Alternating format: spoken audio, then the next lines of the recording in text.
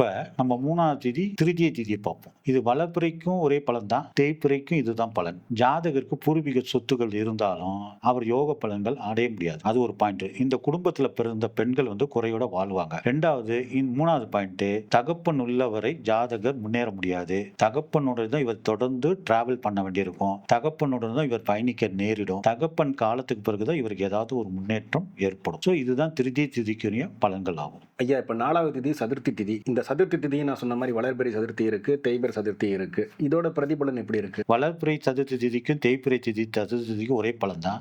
ஜாதகம் குடும்ப முன்னேற்றத்துக்காக உழைப்பாரு. அவர் இப்ப உழைச்சு குடும்பத்துக்காக இது பண்ணுவாரு. ஆனா இவர் குடும்பத்து முன்னேற்றத்துக்காக உழைக்கும் பொழுது குடும்ப உறுப்பினர்களால் இவருக்கு அவமானம் ஏற்படும். சோ இதுதான் சதுர்த்தி திதியோட பலன். அதாவது குடும்ப முன்னேற்றத்துக்காக இவர் கடுமையா பாடுபட்டு உழைப்பாரு. ஆனா உழைச்சாலும் குடும்ப உறுப்பினர்களால் இவருக்கு சில அவமானம் ஏற்படும். இதுதான் சதுர்த்தி திதிக்குரிய பலன்கள்.